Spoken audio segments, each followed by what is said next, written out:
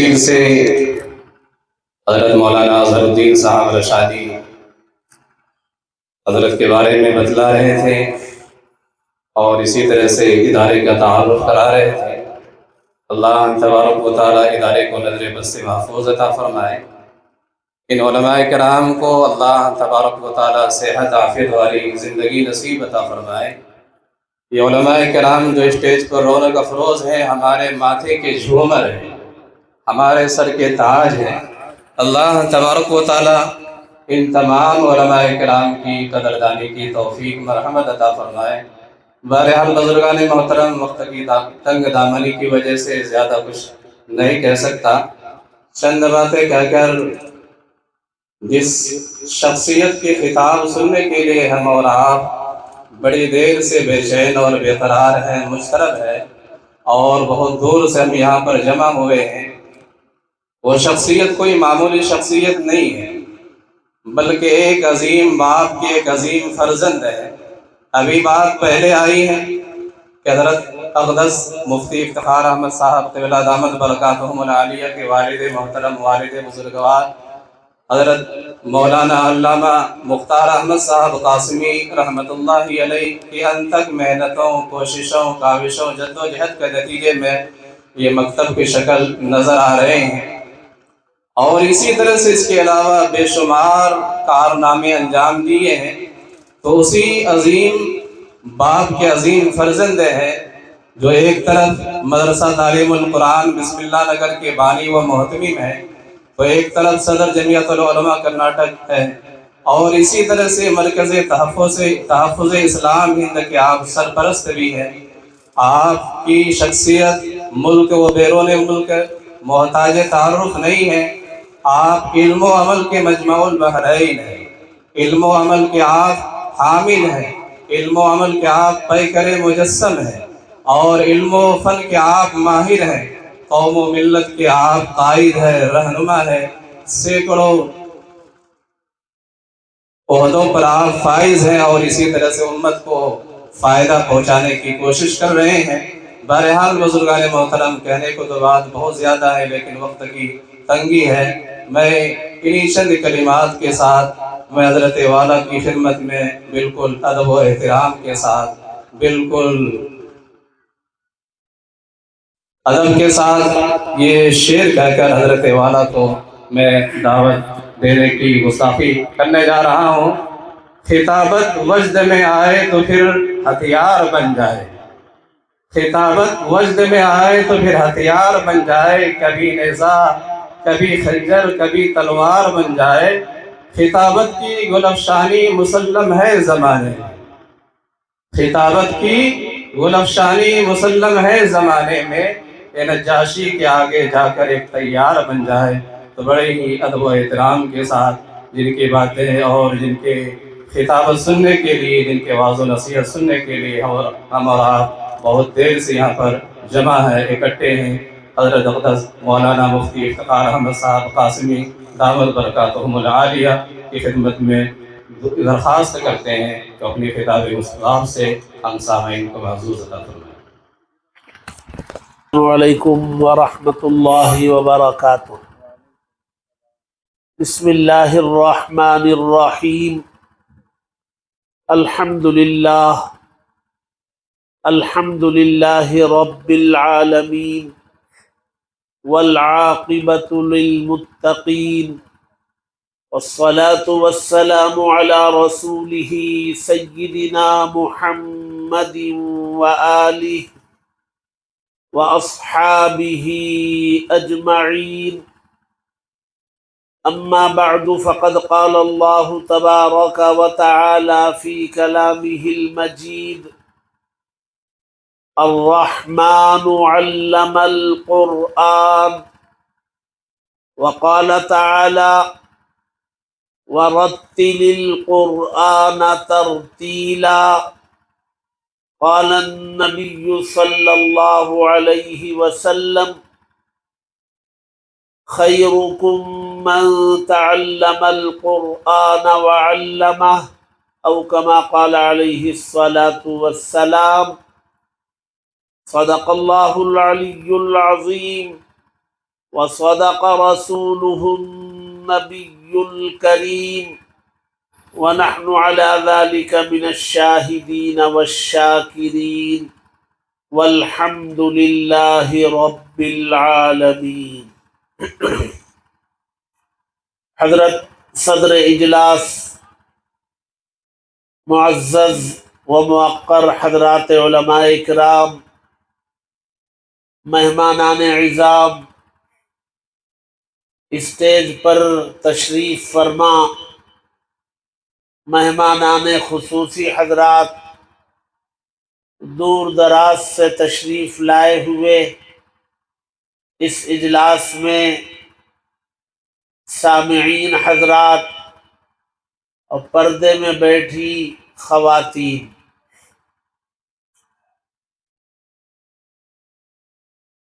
ملباگل شہر کے ایک حصے میں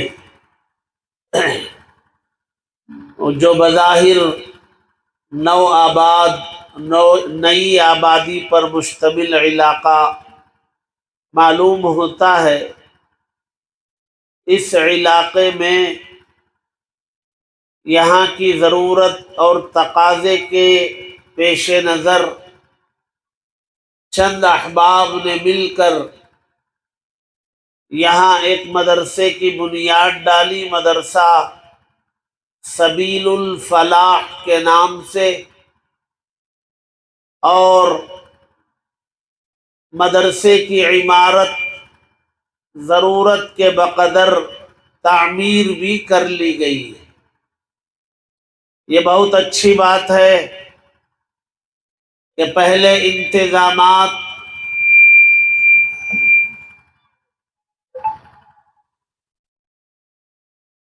سیٹ کر لیجئے۔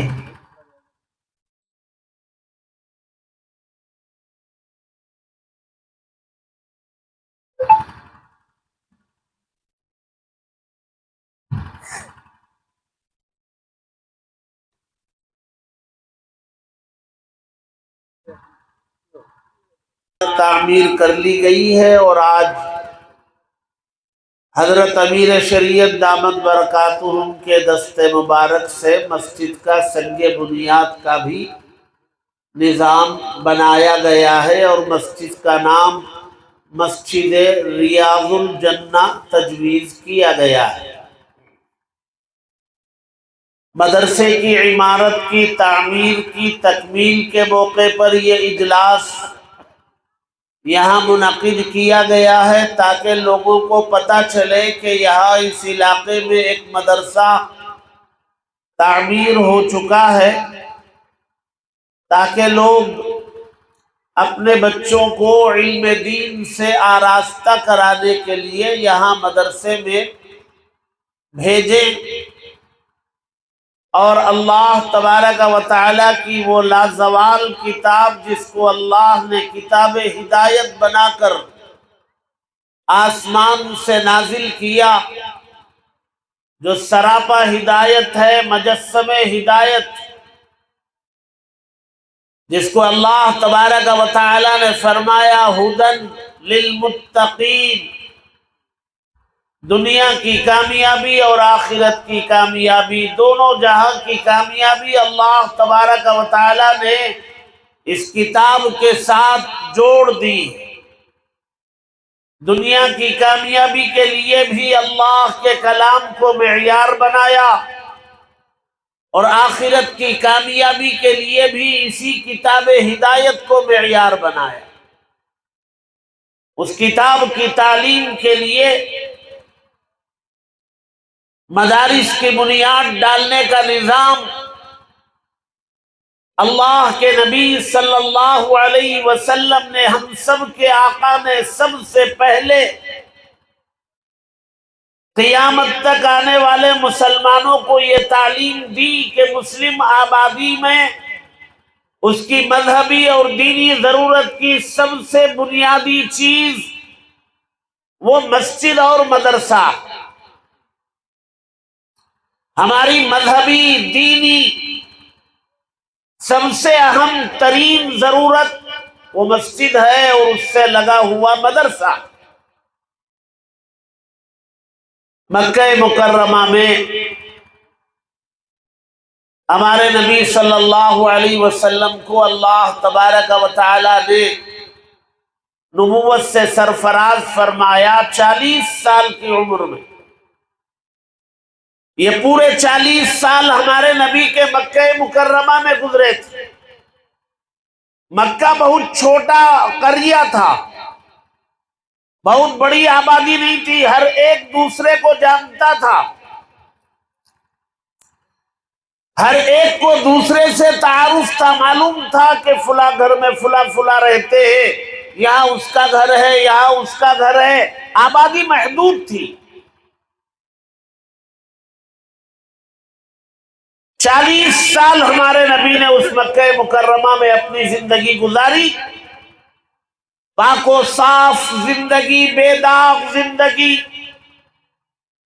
جس پر کوئی انگلی اٹھانے کا کسی کو موقع نہیں، بلکہ مکہ مکرمہ کے وہ لوگ جو چودھری شمار کیے جاتے تھے، جو قبیلوں کے خاندانوں کے سردار مانے جاتے تھے، جو فیصلے کیا کرتے تھے، وہ سب کے سب ہمارے نبی صلی اللہ علیہ وسلم کے اخلاق اور کردار کی وجہ سے آپ کو نام لے کر نہیں پکارتے تھے، کہیں بے ادبی نہ ہو، ادب کی وجہ سے آپ کو الصادق الامین کہا کرتے تھے۔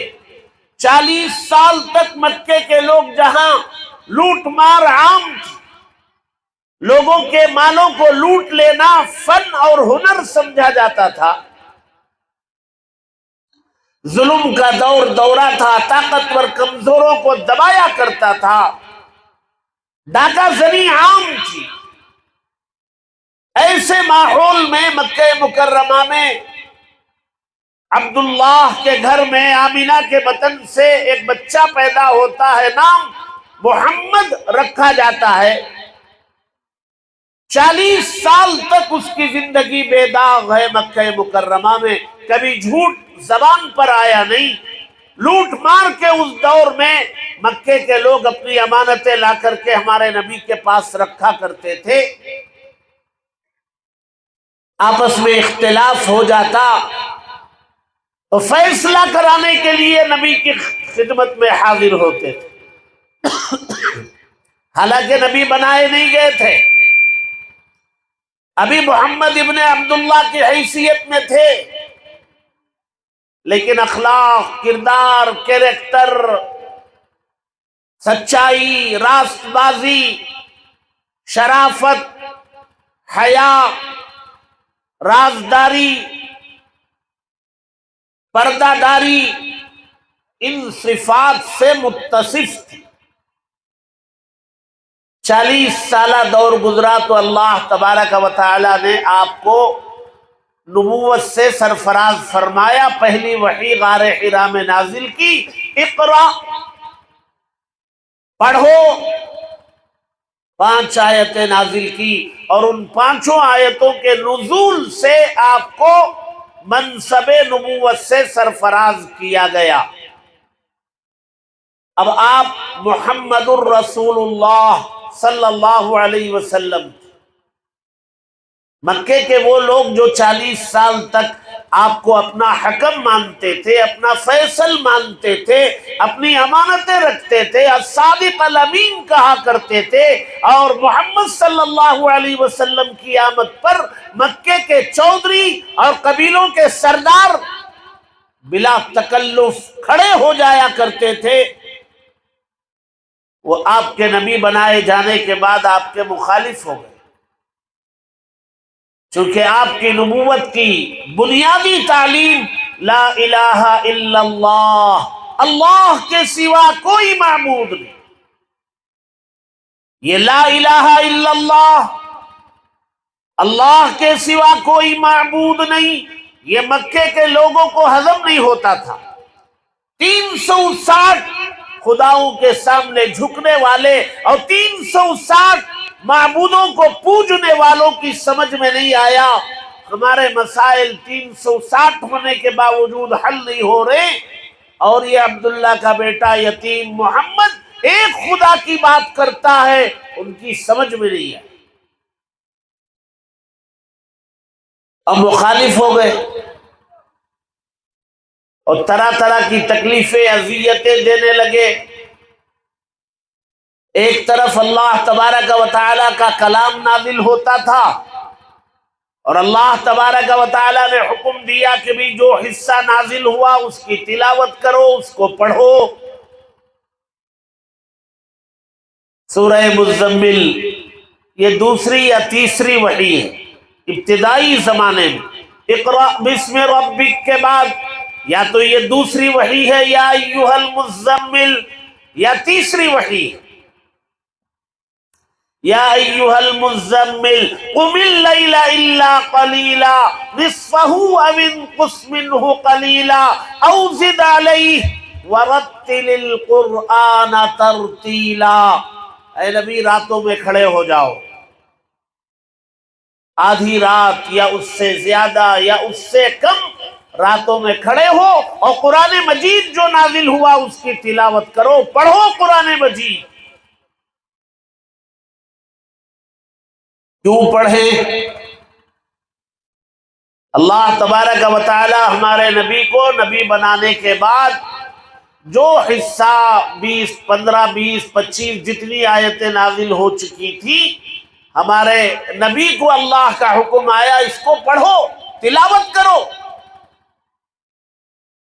سوال پیدا ہوتا ہے کیوں تلاوت کرے؟ تلاوت کا طریقہ بھی بتایا، ترتیل سے پڑھو، یعنی جیسے آپ کو جبریل امین نے پڑھ کر سنایا تجوید کے ساتھ، اللہ تبارک و تعالیٰ کو تلاوت پسند آئے اس طریق پڑھو۔ اور کیوں پڑھو؟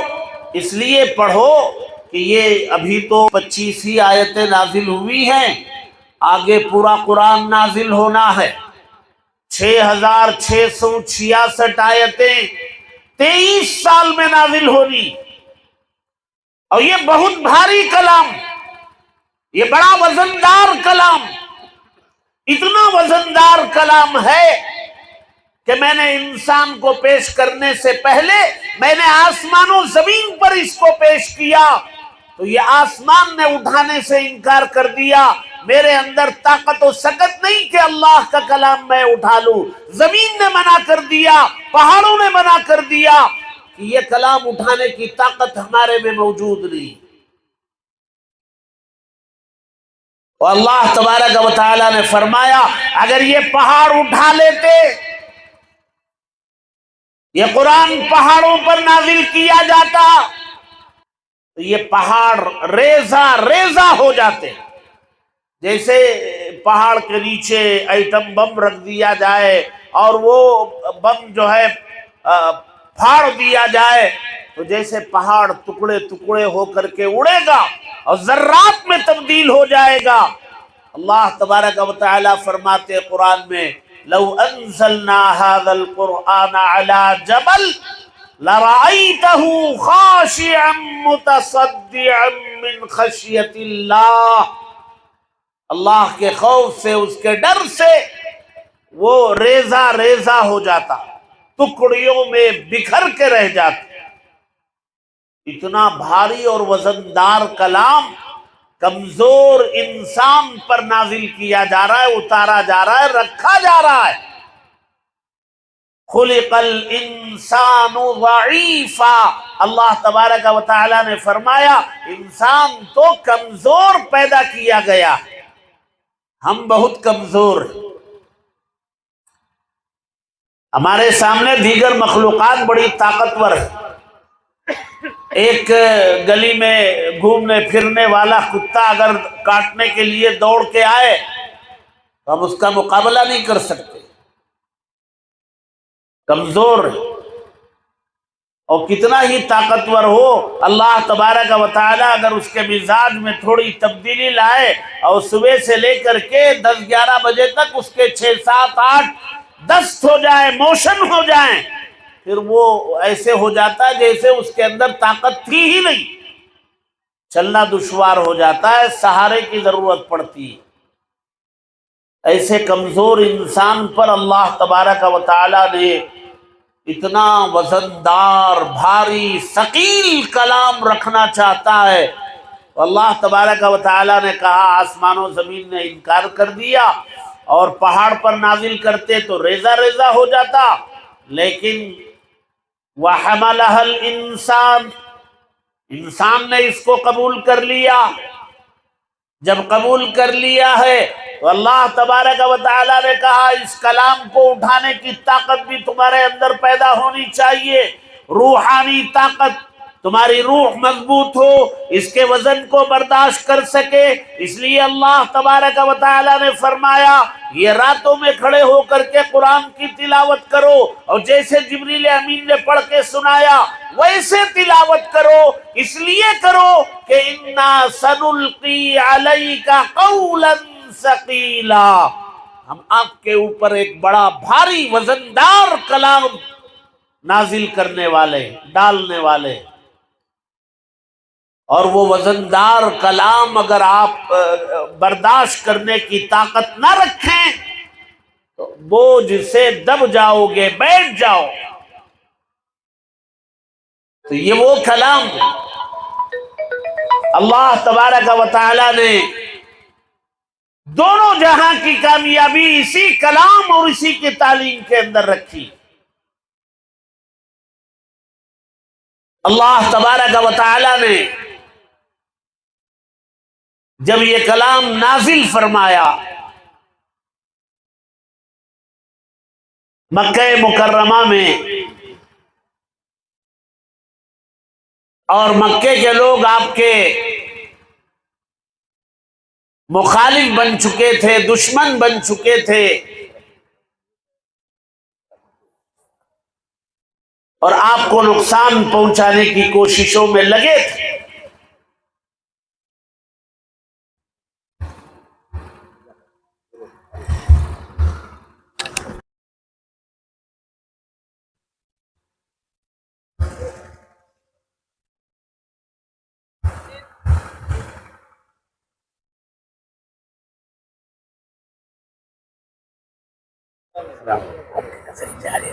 جی جی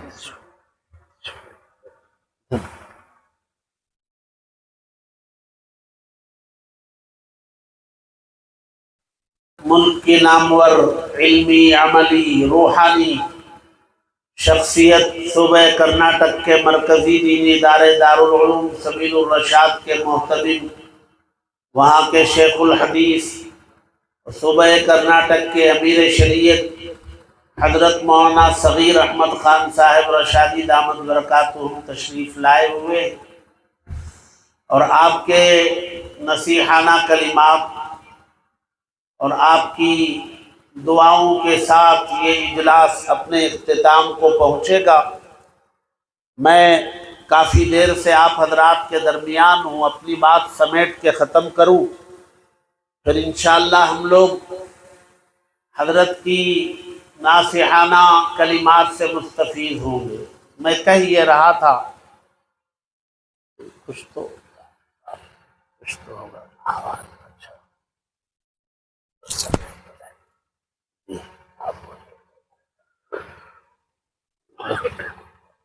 ایک تو بچ ہی گیا ہے، کم کرنا ہے۔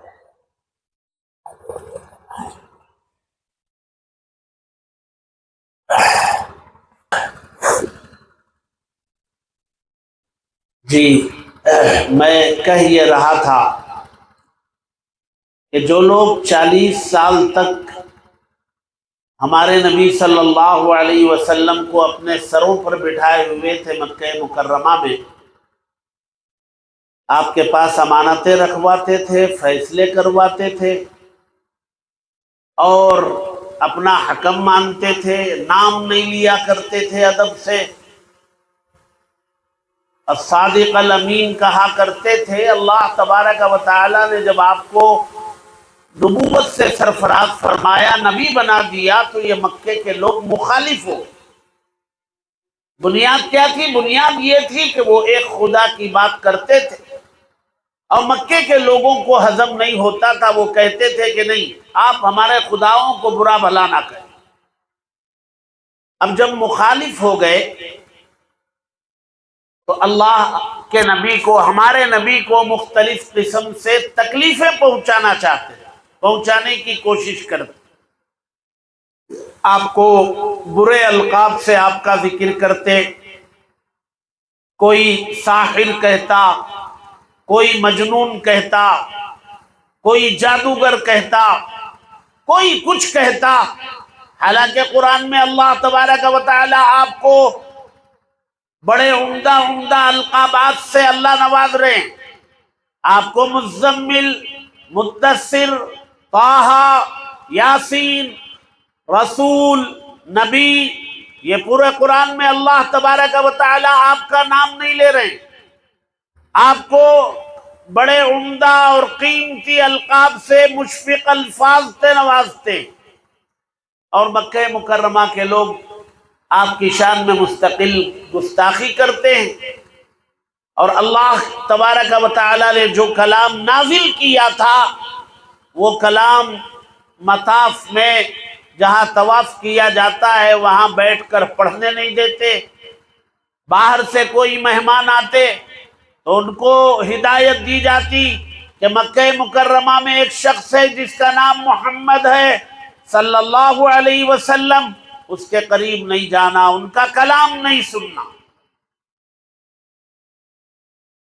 13 سال ہمارے نبی کے مکہ مکرمہ میں یوں گزرے، اسی میں اللہ تبارک و تعالی نے طائف کے بعد جب آپ پوری طرح ٹوٹ چکے تھے، آپ کی چہیتی بیوی جنہوں نے اپنا پورا سرمایہ مذہب اسلام کے لیے وقف کیا، ان کا انتقال ہوا، اور آپ کی پیٹھ پر کھڑے رہنے والے آپ کے چچا ابو طالب جو آپ کے سب سے بڑے پشپنا تھے، وہ دنیا سے رخصت ہو گئے۔ آپ طائف گئے، مایوس ہو کر کے لوٹے، پوری طرح ٹوٹ چکے تھے، تو اللہ تبارک و تعالی نے آپ کی حوصلہ افزائی کے لیے معراج میں بلایا، اعزاز سے نوازا، نماز جیسا تحفہ آپ کو دیا۔ اب آپ معراج سے واپس تشریف لائے، لیکن مکہ مکرمہ میں نماز پڑھنے نہیں دیا جاتا۔ مطاف میں اللہ کے نبی کھڑے ہو کے نماز پڑھتے، آپ کو تکلیفیں پہنچاتے، سجدے میں جاتے اونٹ کی اوجھڑی لا کر کے رکھ دیتے۔ لیکن ہمارے نبی صلی اللہ علیہ وسلم اتنے سخت مخالفت کے باوجود، مجھے اصل یہی بتانا ہے، اتنی سخت مخالفت تھی، ہمارے نبی مکہ مکرمہ میں مسجد نہیں بنا سکے۔ کیسے بناتے؟ وہاں تو 2 رکعت پڑھنے نہیں دیا جا رہا تھا، مسجد کیسے بنانے دیتے وہ لوگ؟ قرآن کی تلاوت آواز سے پڑھنے نہیں دیتے، مسجد کیسے بنانے دیتے؟ لہذا 13 سال میں ہمارے نبی نے کوئی مسجد نہیں بنائی، مکہ مکرمہ میں بنانے نہیں دیا گیا۔ لیکن ہمارے نبی صلی اللہ علیہ وسلم نے اتنی سخت مخالفت والے ماحول میں بھی مدرسہ قائم فرمایا۔ ایک گھر کو، ایک صحابی کے گھر کو مدرسہ بنا لیا تھا، وہ گھر حضرت ارقم رضی اللہ تعالی عنہ کا وہ گھر تھا، لیکن اس گھر میں اندر اللہ کے نبی نے مدرسہ قائم فرمایا۔ صحابہ اکرام وہاں آتے، اللہ کے نبی پر جو قرآن مجید کی آیتیں نازل ہوئی ہوتی وہ اللہ کے نبی پڑھ کے سناتے، لوگوں کو اس کی تعلیم دیتے اور احکامات بتلاتے، اور کوئی ایمان لانے والا ہوتا تو وہی پہنچایا جاتا۔ اللہ کے نبی اس کو کلمہ پڑھا کر مشرف با اسلام کرتے۔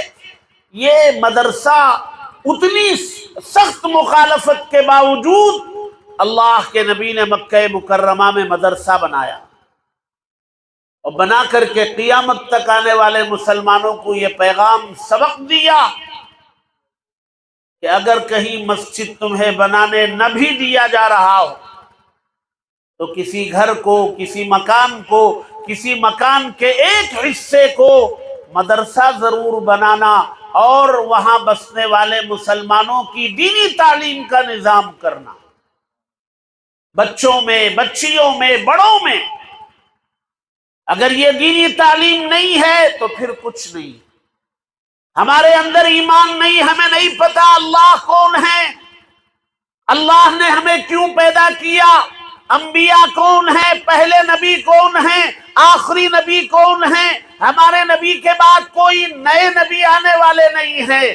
حضرت مہدی آئیں گے تو وہ عرب میں آئیں گے، حضرت عیسیٰ آئیں گے وہ دمشق میں آئیں گے. ہندوستان میں، بر اعظم ایشیا میں نہ کوئی مہدی آنے والے ہیں نہ کوئی عیسیٰ آنے والے ہیں. اللہ کے نبی نے یہ ساری تفصیلات پیشین گوئیوں کے طور پر ہمیں بتا دی ہیں.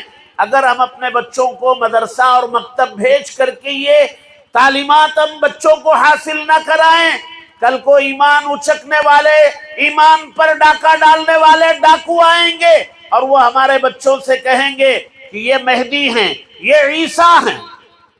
اس ملک میں پیدا ہونے والا کوئی بہار میں پیدا ہوا، کہا جائے گا کہ یہ مہدی ہے، یہ عیسیٰ ہے. اور کوئی پڑوس میں پیدا ہوا، وہ کہتا ہے کہ میں ہی خدا ہوں، میں خدا ہوں، میں خدا کا بھی خدا ہوں. ہمارے پاس سب سے زیادہ قیمتی چیز ہمارا ایمان ہے، ہماری جان سے زیادہ قیمتی. اگر کبھی ایسا موقع آ جائے یا تو ایمان بچا لو یا جان بچا لو، تو ہمیں یہ تعلیم دی گئی ایمان بچا لو، جان قربان کرنا پڑے تو کر لو، یہ کامیابی کا سودا. اور یہ ایمان ملے گا اسی مدرسے میں. اسی لیے اللہ کے نبی صلی اللہ علیہ وسلم نے مکہ مکرمہ میں مدرسہ قائم کر کے یہ بتایا کہ مسلم آبادی میں مدرسہ بہت ضروری ہے. پھر آپ جب مکہ مکرمہ سے ہجرت کر کے مدینہ چلے اور راستے میں چند دن آپ نے قباء میں قیام فرمایا تو وہاں ماحول بنا بنایا تھا، تو وہاں آپ نے مسجد کی بنیاد ڈالی. پھر وہاں سے آپ مدینہ منورہ پہنچے تو وہاں آپ نے مسجد نبوی کی بھی بنیاد ڈالی، اور مسجد نبوی کے ساتھ ساتھ صفہ نامی چبوترے پر مدرسہ بھی قائم فرمایا، اور قیامت تک آنے والے مسلمانوں کو تعلیم دی اگر مسجد بناؤ تو ساتھ میں مدرسہ بناؤ. مدرسے سے مراد مکتب، جہاں فرض عین والی مقدار کی تعلیم دی جاتی ہو، ہر مسجد کے اندر اس مکتب کا ہونا ضروری ہے. اور فرض عین سے اوپر فرض کفایہ والی تعلیم جہاں ہوتی ہو، جہاں قرآن مجید حفظ کرایا جاتا ہو، جہاں قرآن مجید سمجھنے کے لیے علوم و فنون پڑھائے جاتے ہوں، وہ پوری آبادی میں ایک مدرسہ ہو جائے، ضرورت کے بقدر 2 ہو جائے کافی ہیں. لیکن فرض عین والی تعلیم کے لیے ہر مسجد میں ایک مکتب کا ہونا ضروری.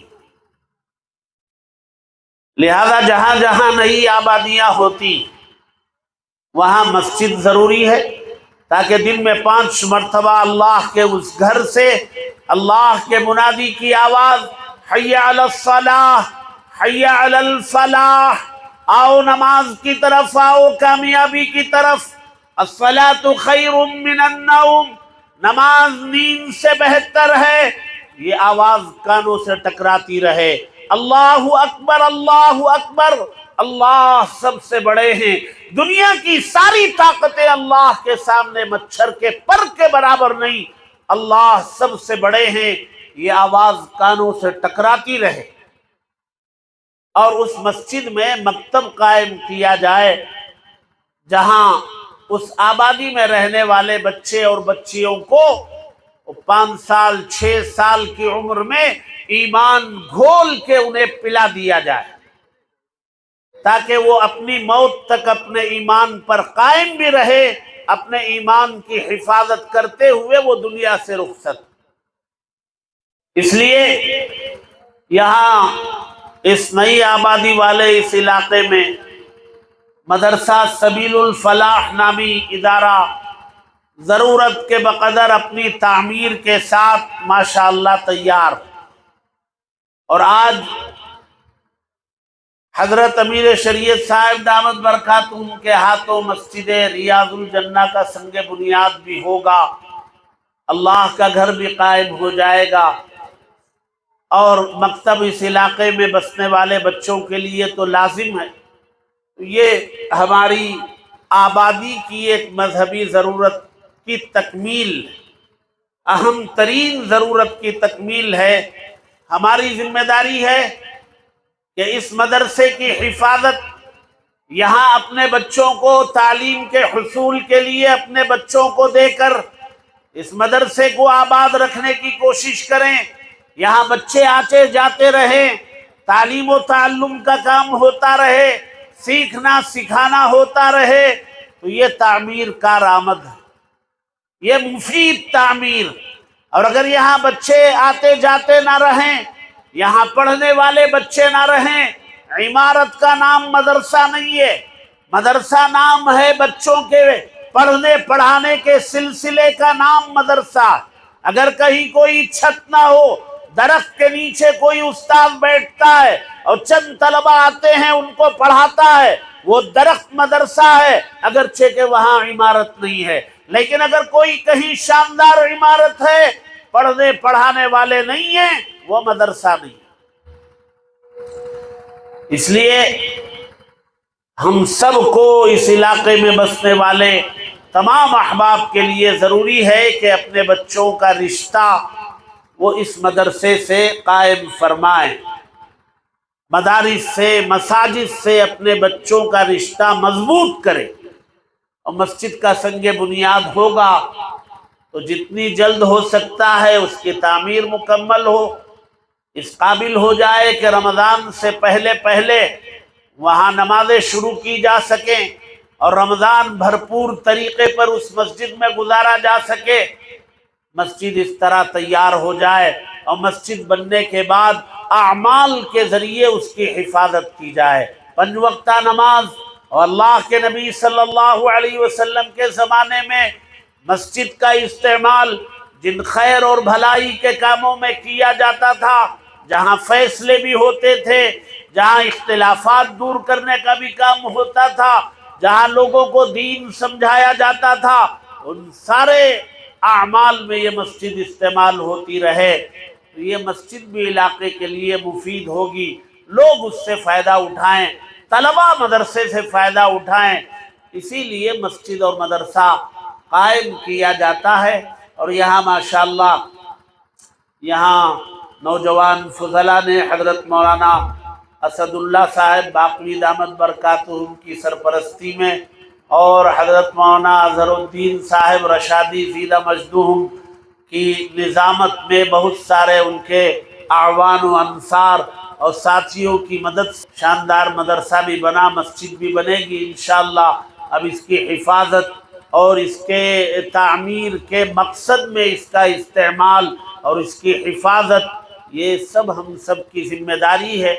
میں مبارکباد پیش کرتا ہوں یہاں کے تمام ذمہ داروں کو، صاحب کو، ناظم صاحب کو، ان کے تمام معاونین کو، سب کو مبارکباد پیش کرتا ہوں، دعا کرتا ہوں اللہ تبارک و تعالی اس مدرسے کی تعمیر کو اس پورے علاقے میں خیر کے وجود میں آنے کا ذریعہ بنائے، علاقے کے لوگوں کو دینی و مذہبی فائدہ اس مدرسے سے اور مسجد سے پہنچانے کا فیصلہ فرمائے، اور ہم سب کو کہنے سننے سے زیادہ عمل کی توفیق نصیب فرمائے، آمین۔ وآخر دعوانا ان الحمدللہ رب العالمین۔ میں ہوں سید منیر، سن میرے رب یہ دعا، میں ہوں سید منیر۔